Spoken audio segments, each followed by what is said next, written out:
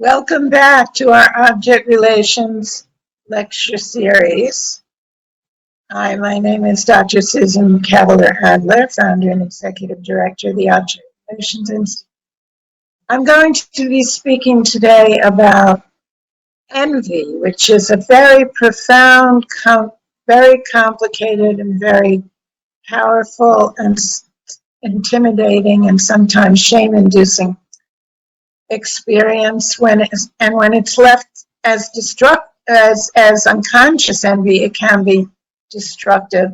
But I'm going to go back to our historical literature, to a very profound and important paper by Melanie Klein on envy and gratitude that she published in 1957 and presented a year before. And I'm going to be talking about how she brought oral envy, womb envy, the more early precedents of any kind of phallic envy that Freud talked about, how she brought envy on the scene as a profound and primal aspect of the human being. And I don't think it's incidental that she had so much envy in her own family, which I've written about it, about her psychobiography.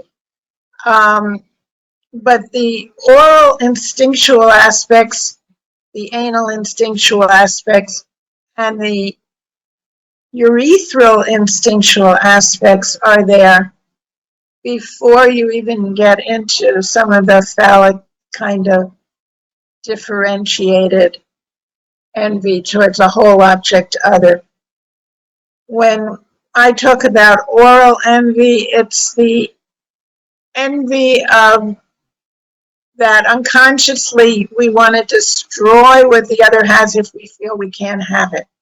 And envy, unlike jealousy, which I can describe in another place, is profoundly destructive towards the one that is envied, because a person in a state of envy, and particularly unconscious envy, when it hasn't been brought to consciousness, brought to words, brought to symbolized meaning and contain, when it's still in its primitive form and unconscious form, envy is the destruction of the good. It's unlike wanting to attack the bad object that is perceived as attacking and persecutory towards oneself, and unlike aligning with the idealized other against the bad object, which is a kind of normal splitting that infants have, where they're frightened of the bad object and being persecuted, they align with the idealized breast object. In the case of envy, the good object is the one that's attacked, not the bad. So you get the destruction of the good. You get the destruction of the very thing that you want. And in a state of unconscious primal oral envy, there's an attack on the other because the person feels like they can never have what the other has. And not only does that make one want to destroy what the other has that you think you want, that you can never have, but it also makes one want to destroy the other themselves. And in a state of primal envy, the other isn't a whole person with differentiated features, and certainly isn't someone that you can empathize with because you feel their subjectivity or aware of their subjectivity. You're only out to get what they have in a state of primal oral envy. And therefore it's very black and white thinking. And it's just, you have it, I don't, I want to destroy what you have. And unfortunately, when we want to destroy what the other has, and we see the other as just a part object with this thing that they have, and not any kind of person with a subjective experience of their own, we can destroy ourselves. Because when we reject what comes into us because we can't take from the one we envy. We oppose receiving, and the more we oppose receiving from the other, the more we build up a sense of deprivation that builds on itself in a vicious cycle of deprivation and envy, because the more deprived you make yourself by not receiving from the other because you envy them and want to either ignore them or destroy them, the more we do that, the less we take in for ourselves. And so this can affect our ability to take in learning, the ability to read, the ability to take in the creativity of others, the ability to have our own creativity, because we're destroying the internal object with the thing that we want and crave and we want to destroy. It's like biting the hand that feeds you. That's why I talk about the instinctual aspects.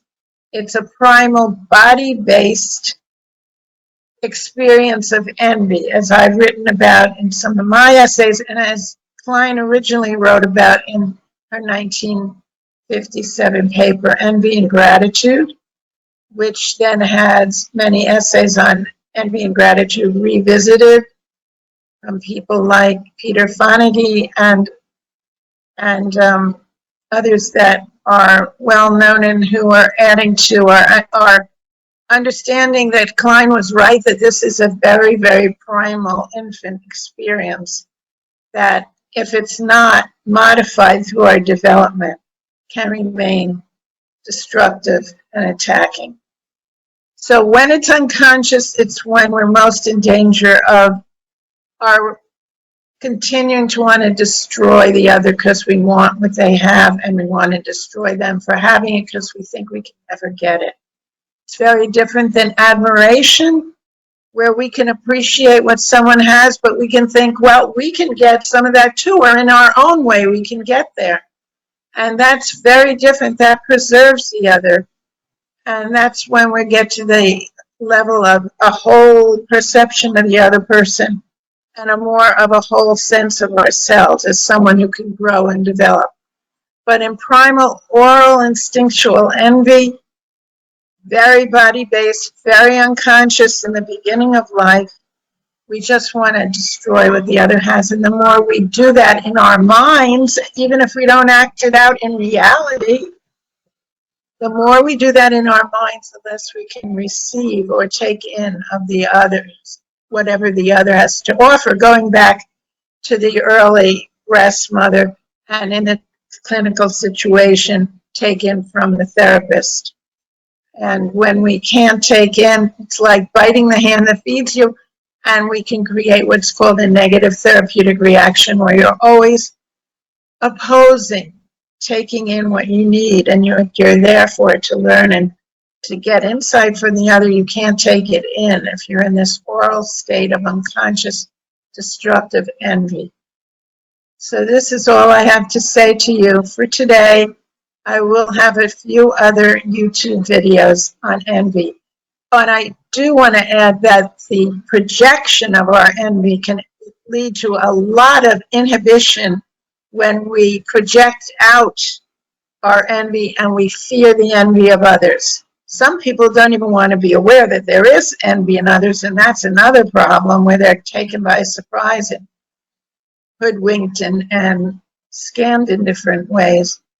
But there's also when we are afraid of envy in others and we inhibit ourselves so they don't see we have anything. And that creates a situation, again, of self-deprivation, because we're inhibiting our own creativity, our own voice in the world.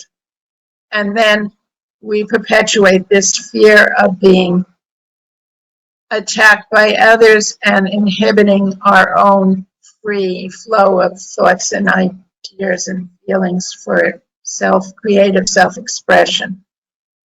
And we cannot inhibit the whole growth of our personality that way.